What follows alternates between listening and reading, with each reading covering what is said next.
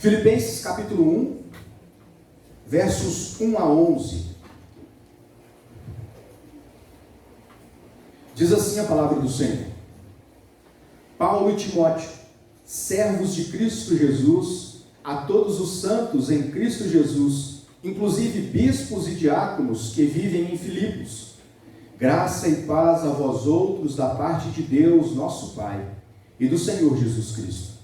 Dou graças ao meu Deus por tudo o que recordo de vós, fazendo sempre com alegria súplicas por todos vós em todas as minhas orações, pela vossa cooperação no Evangelho desde o primeiro dia até agora.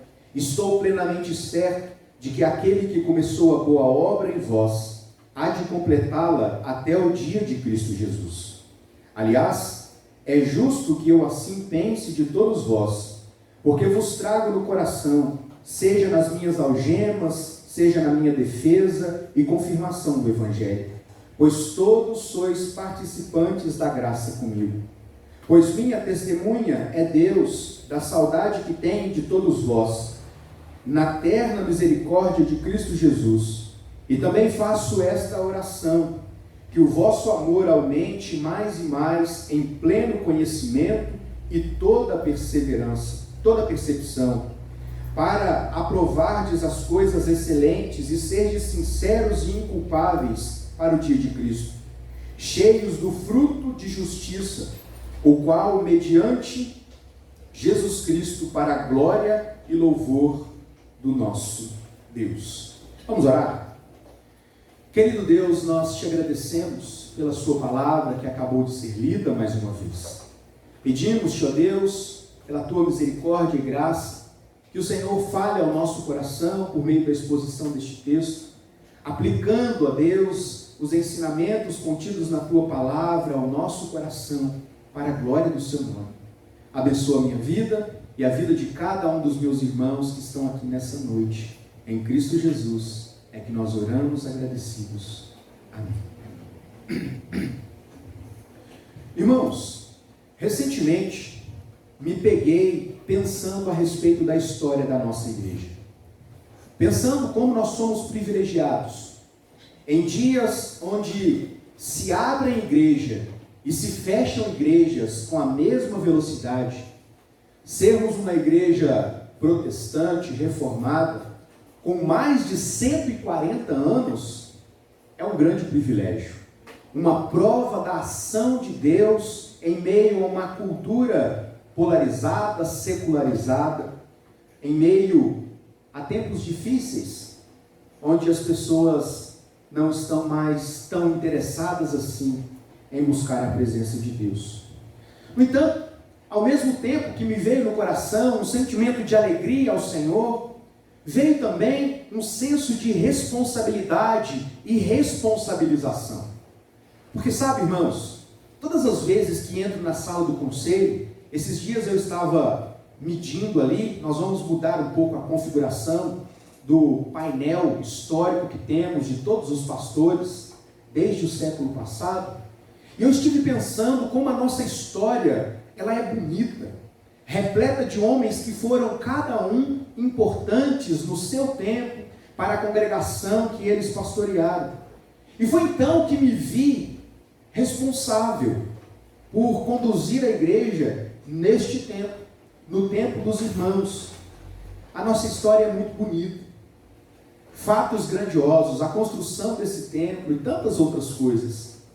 No entanto, irmãos, é preciso olhar para frente, é preciso planejar, é preciso não viver apenas de história, é preciso continuarmos escrevendo a nossa própria história. É preciso não vivermos somente do passado, olhando para frente, fazendo no presente. Como liderança da igreja, e aqui falo em meu nome, em nome do conselho dos presbíteros, o nosso desejo é que a nossa igreja, aqui a IP de Ariado, e isso abrange a congregação do Parque dos Pássaros, seja uma igreja frutífera, uma igreja que cresça, que se desenvolva.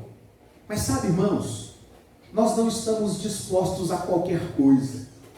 Nós não estamos dispostos a pagar para ver. Nós não estamos querendo crescimento numérico pelo crescimento numérico. Tenho orado para que de fato nós possamos crescer, irmãos.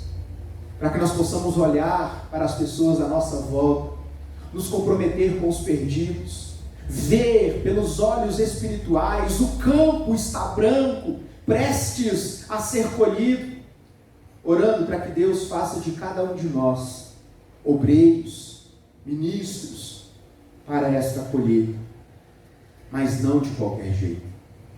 Porque sabe, irmãos, uma igreja, ela só se mantém ao longo do tempo se o seu crescimento for saudável. E existem muitas métricas para se avaliar o crescimento de uma igreja: a permanência dos membros, o comprometimento dos membros, o testemunho de santidade dos membros, a vida missional da igreja. São tantos aspectos que podem ser considerados para se chegar à conclusão de saúde ou doença de uma igreja, que eu nem quero entrar nesse mérito nessa noite.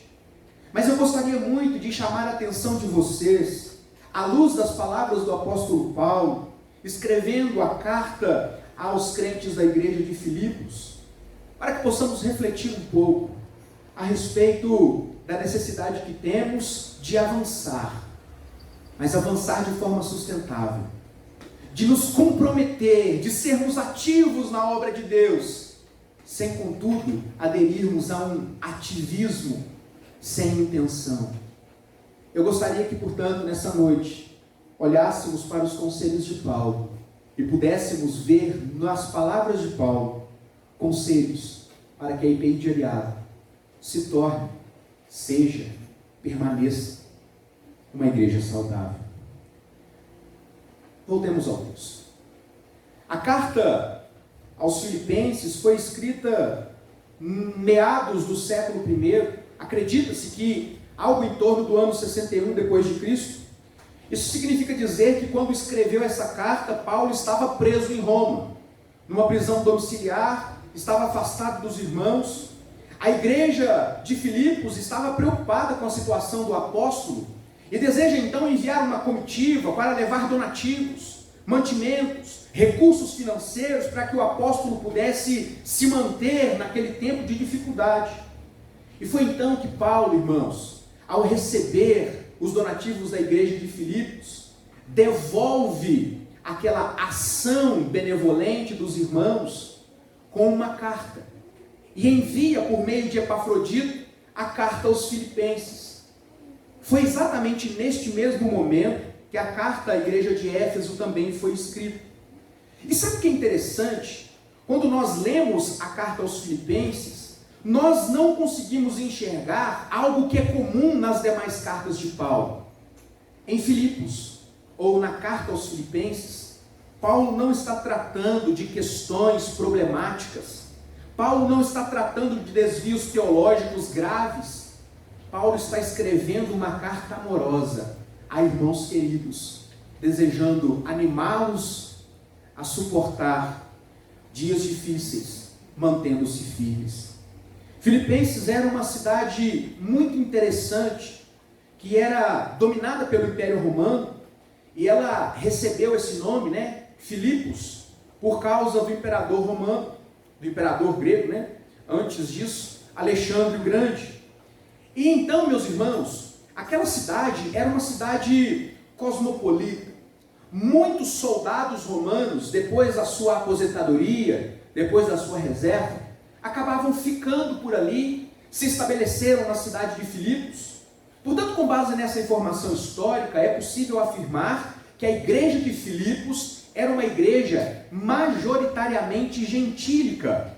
A sua maioria era de um contingente de não-judeus que foram alcançados pela mensagem do Evangelho. Assim como eu disse anteriormente, a missão de Paulo aqui não é corrigir desvios teológicos graves que ofereciam risco à caminhada da igreja, mas fortalecer aqueles irmãos, oferecer à igreja de Filipos sugestões, conselhos, para que eles pudessem ser uma igreja saudável. E eu gostaria muito que estes conselhos fossem observados por nós nessa noite e aplicados à nossa realidade. O primeiro conselho de Paulo para aqueles irmãos está contido entre os versos 1 e 5, onde Paulo deseja ensinar aqueles irmãos a respeito do valor da comunhão. Paulo inicia a carta aos Filipenses de forma muito similar às suas outras cartas. Ele primeiro se identifica, na sequência ele identifica os seus leitores, neste caso, a igreja de Filipos. Na sequência, ele os abençoa com a paz de Jesus Cristo, que é na verdade uma expressão bem concisa do efeito da obra salvadora do nosso Senhor. Esta expressão de saudação e paz está contida em todas as cartas paulinas. É interessante, meus irmãos, que quando nós olhamos também para esta saudação, Paulo faz uma diferenciação do seu público. E ele faz menção dos bispos e diáconos de uma forma muito interessante. No verso 2 ele diz assim: graça e paz a vós outros da parte de Deus, o nosso Senhor Jesus Cristo. Na verdade, no verso 1, de Jesus Cristo, a todos os santos em Jesus, inclusive bispos e diáconos. É interessante, irmãos, que Paulo parece fazer uma diferenciação entre os crentes e a liderança dos crentes. Eu salvo a igreja, inclusive os bispos e diáconos. O termo aqui, traduzido por bispos, no grego episcopos, que tem como sentido aqueles que governam, que exercem superintendência. Esse termo é frequentemente usado nas cartas paulinas para referir-se aos próprios pastores. E é interessante que podemos indagar então o que Paulo queria dizer com esta saudação diferenciada da liderança. Por que Paulo está incluindo os pastores e os diáconos, já que eles fazem parte dessa igreja? O caso é, meus irmãos, é que Paulo se dirige a toda a igreja e de forma muito especial e carinhosa à liderança daquela igreja. Eu tenho dito, irmãos, e repetido, que como líderes que somos na nossa igreja, e é claro que todos nós, em algum momento, exercemos liderança na igreja. Igreja não é a instituição denominada Igreja Presbiteriana Independente, mas a união do povo de Deus. De sorte que o pastor é responsável pelo rebanho, o conselho é responsável pelo rebanho, os diáconos pelo serviço, e cada um dos ministérios com as suas atribuições específicas. E a cada um de nós, como membros pertencentes dessa igreja, nós exercemos influência na vida uns dos outros, e isso nos torna responsáveis pelo desenvolvimento ou não da igreja. Eu tenho dito que a igreja sempre caminha enquanto caminha a sua liderança. E Paulo percebe isso. Ele acabará de receber donativos, um gesto de amor da igreja de Filipos. Ele agradece a igreja e se lembra de agradecer da liderança. A afeição de Paulo para os crentes de Filipos e todo o seu apreço está claramente demonstrada nestes versos. Perceba como ele diz: dou graças ao meu Deus por tudo que me recordo de vocês, fazendo sempre com alegria súplica por todos vocês em todas as minhas orações, pela vossa cooperação no Evangelho desde o princípio até agora. Versos 3 e 5. É interessante, meus irmãos, como Paulo, ele valoriza a comunhão cristã. E apesar dele estar longe daqueles irmãos, ele ora todos os dias para o desenvolvimento deles. E apesar de não estar fazendo parte do contexto da igreja de Filipos, Paulo reconhece como a comunhão entre eles era algo tão estreito, que nem mesmo as dificuldades oriundas da perseguição que ele estava enfrentando, e que a igreja de Filipos enfrentaria um pouco depois, nem tampouco o distanciamento físico era capaz de afastá-los espiritualmente. A vida cristã é uma experiência de cuidado mútuo. A igreja se desenvolve, irmãos, quando nós estamos dispostos a nos ajudar uns aos outros. Para sermos de fato, uma igreja saudável, nós precisamos valorizar a comunhão. Comunhão que se manifesta pelas palavras de afeto, pelas palavras de carinho, de apoio, de consolo, que podemos oferecer aos nossos irmãos, mas também por meio das nossas atitudes. Essas duas áreas de apoio não podem ser dissociadas. A nossa comunhão, ela se reflete em como nós tratamos uns aos outros, mas também como nós nos referimos aos nossos amados irmãos. Paulo está nos chamando a atenção para que sejamos como a igreja de Filipos, que valoriza a comunhão, que valoriza o cuidado mútuo, para que possamos crescer de forma saudável.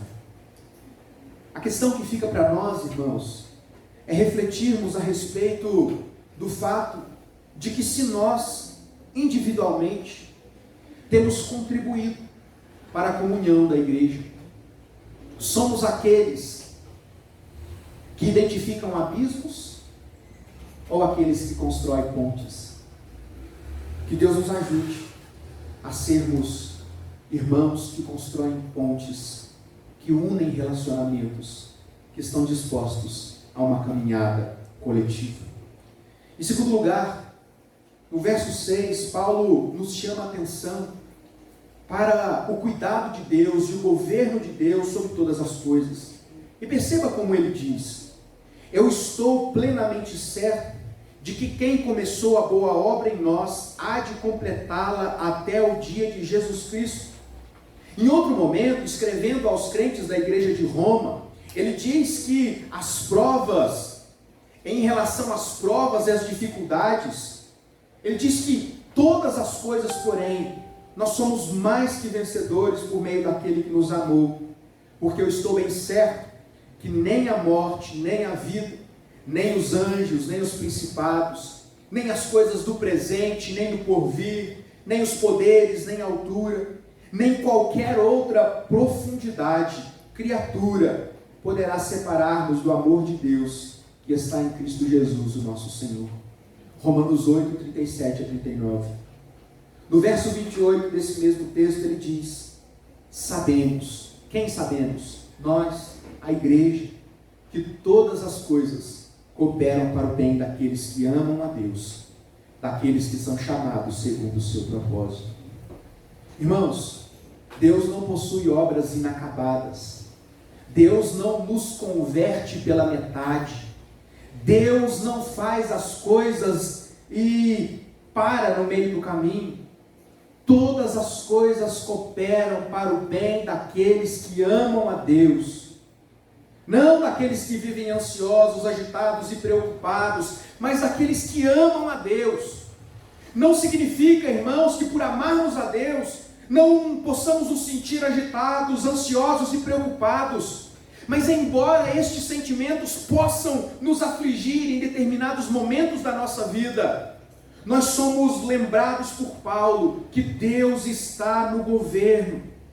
Paulo está levando os irmãos da igreja de Filipos a continuarem acreditando no governo soberano de Deus.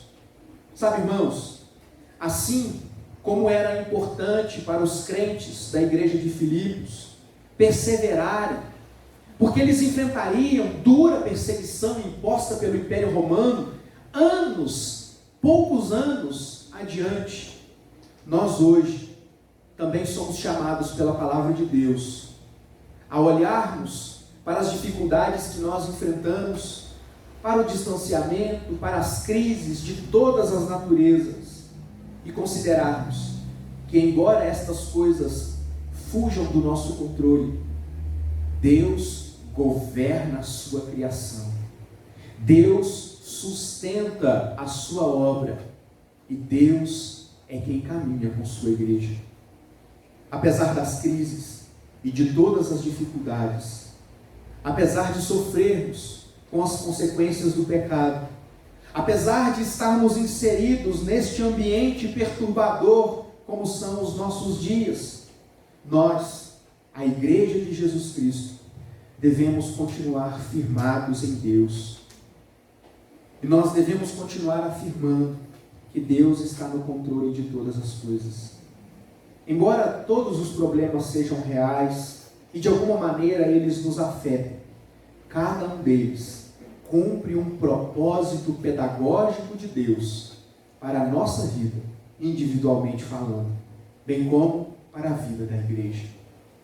Às vezes, irmãos, experimentamos fases no caminhar da igreja que questionamos. Puxa vida, onde Deus está que não intervém nessa situação, naquela situação? Mas sabe, irmãos, questionamentos como esses são próprios dos descrentes, porque nós precisamos responder com fé. Deus está onde Ele sempre esteve, no seu trono de glória, governando, ditando os rumos da sua igreja. E apesar das dificuldades, apesar das lutas, das perseguições, Deus está no controle de todas as coisas. Paulo ainda afirma àqueles irmãos o seguinte: quero ainda, irmãos, certificar-vos de que as coisas que me acontecem têm antes contribuído para o progresso do Evangelho, de maneira que as minhas cadeias em Cristo tornaram-se conhecidas em toda a guarda pretoriana. Sabe o que Paulo está dizendo? Irmãos, não sofram porque eu estou preso. Não fiquem desesperados porque eu estou longe de você. Existe propósito de Deus até nesta condição. Porque estando aqui, aprove ao Senhor me levar aos guardas. Toda a guarda pretoriana tem ouvido do amor de Deus, porque estou em cadeias. Paulo está levando a igreja de Filipos a comemorar algo de que normalmente se lamentaria. Nós somos chamados, irmãos, a olharmos para a nossa história, para os nossos dias, de uma maneira diferente. Quando todas as pessoas lamentam aquilo que perderam, quando as pessoas lamentam o descontrole que agora bateram a porta de sua casa, quando muitos lamentam não saber como serão os dias a seguir, nós precisamos olhar para todas estas coisas e dizer: também não sabemos, mas sabemos que Deus está no controle. Nós precisamos crer no governo soberano de Deus. Como nós temos encarado os desafios do nosso tempo, diz muito a respeito da fé que de fato temos no coração.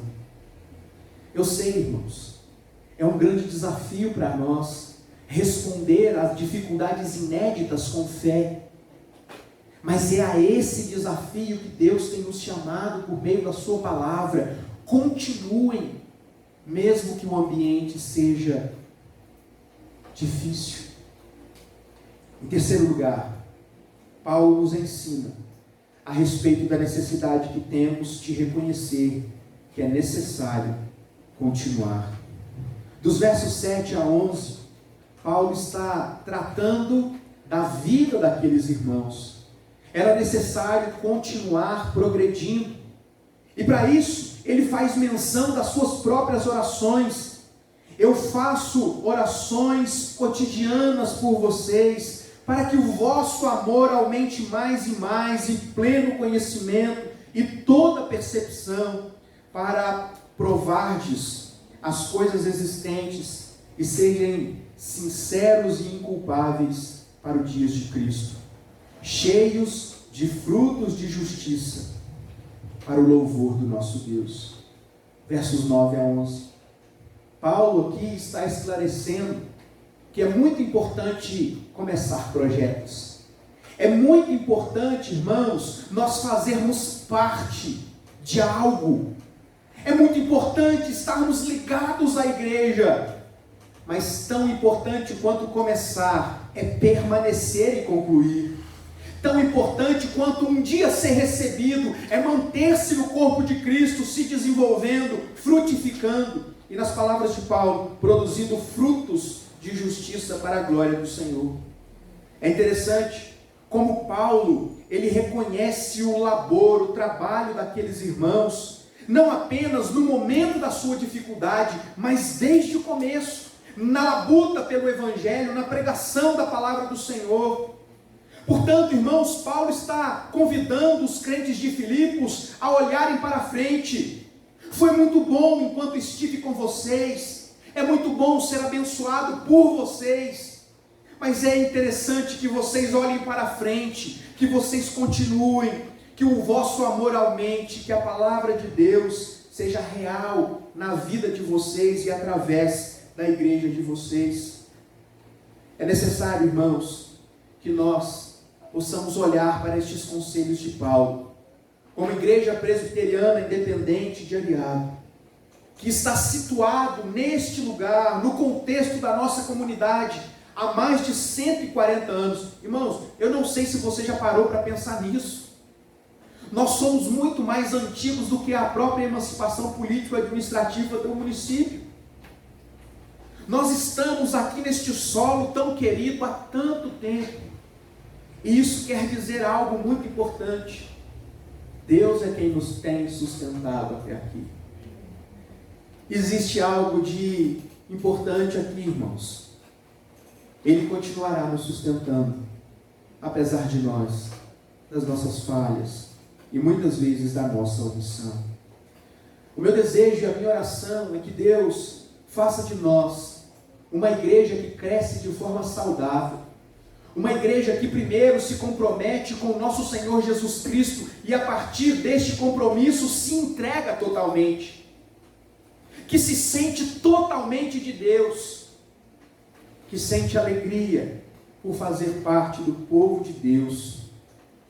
Meus queridos irmãos, a minha oração tem sido para que Deus nos desperte, para que possamos olhar com mais amor para as pessoas que estão sofrendo à nossa volta. Que Deus faça de nós uma igreja missional, uma igreja que se compromete, irmãos, com atitudes simples, mas que na ação do Espírito Santo pode significar a transformação de uma vida. Eu tenho trabalhado com os pré-adolescentes num projeto esse ano que chama Eu Mais Um. Eu disse para ele, nós somos 36 aqui no Conexão. Eu não estou pedindo para que você se comprometa em evangelizar o Areado inteiro. Eu estou pedindo para que você ore para um amigo que você gosta muito, por alguém que você tem como importante para você, que você coloque diante de Deus a vida deste seu amigo. Eu tenho dito isso para os adolescentes. E que ao longo desse ano, você se comprometa de forma intencional a levar Jesus até esse amigo. Eu gostaria de estender esse apelo a toda a igreja, irmãos. Nós dizemos que queremos levar a palavra de Deus, mas muitas vezes nos acomodamos no conforto do nosso tempo, no conforto e na proteção de um ambiente controlado. E nós ficamos como uma igreja do primeiro século, que mesmo recebendo a ordem de Jesus, ide e pregai o Evangelho, decidiram ficar em Jerusalém. Sabe, irmãos, foi necessário a perseguição para que a igreja pudesse evangelizar todo aquele lugar, todos aqueles lugares. Que Deus nos ajude, para que não esperemos dias difíceis, para que possamos ser fiéis ao chamado de Deus, para que sejamos uma igreja saudável. Reverendo Ronaldo Lidório, ele diz, e com a afirmação dele, eu gostaria de encerrar a nossa reflexão. Uma igreja que não faz missões, uma igreja que não evangeliza, uma igreja que não discipula, é uma igreja que está doente. É uma igreja que está em pecado. Eu não sei qual avaliação você faz da nossa igreja, e eu não gostaria de fechar essa avaliação, porque eu e você somos esta igreja. Eu gostaria que você fechasse a sua avaliação como membro participante desta igreja. Que Deus nos ajude a sermos uma igreja saudável, uma igreja comprometida com o Evangelho na nossa cidade.